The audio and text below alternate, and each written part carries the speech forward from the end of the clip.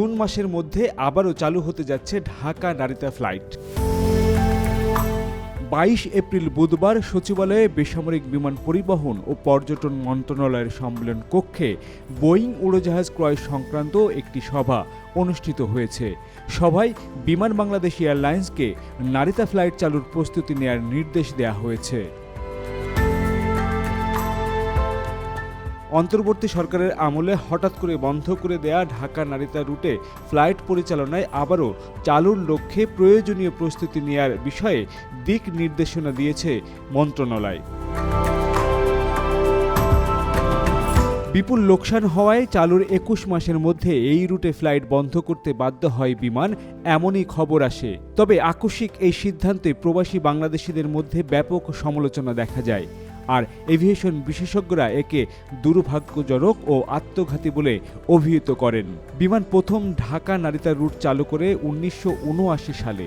1981 সালে অস্থায়ীভাবে বন্ধের পর আবারও চালু হলেও 2006 সালে টানা লোকসানের কারণে রুটটি আবারও বন্ধ হয়ে যায়।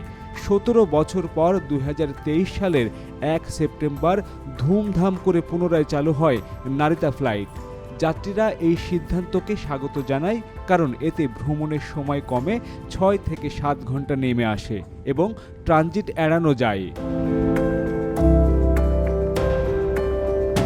তবে উড়োজাহাজ ঘাটতি ও টানা আর্থিক ক্ষতির অজুহাতে চলতি বছরের 1 জুলাই থেকে আবারও নারিতা রুটে ফ্লাইট বন্ধ করে দেয় বিমান। এতে যাত্রীদের তৃতীয় দেশের ট্রানজিটের উপর নির্ভর করতে হয়, ফলে ভ্রমণের সময় ও ব্যয় দুই বেড়ে যায়।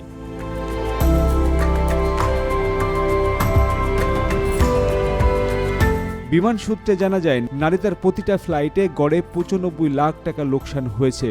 ফ্লাইটে গড়ে 69% আসন পূর্ণ থাকলেও এই রুটে মোট লোকসান দাঁড়ায় 215 কোটি 58 লাখ টাকা।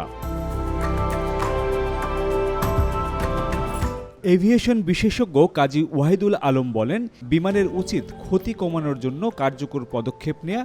এছাড়া এই রুট চালু রাখতে যথাযথ পরিকল্পনা ও ব্র্যান্ডিং প্রয়োজন। তিনি আরও বলেন, বিমানের এই পদক্ষেপ বাংলাদেশের বিমান চলাচলের ভাবমূর্তিকে আন্তর্জাতিকভাবে ক্ষতিগ্রস্ত করেছে।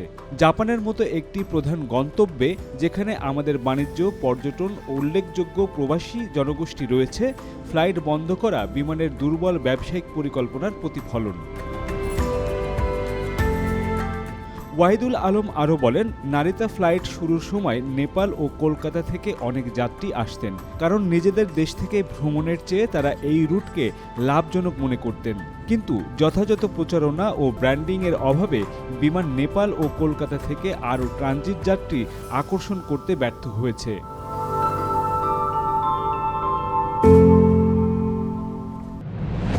From the runway to the skies, this is where our aviation story begins. Aircraft, airports, and thrilling journeys all in Bangla for the world. Discover the wonders of aviation, the known, the unknown, and the stories that make the skies come alive. And salute to Bangladesh's remittance warriors, our heroes abroad, keeping the nation moving forward. I am Jolhas Kabir. Welcome to the skies and to the stories that truly matter.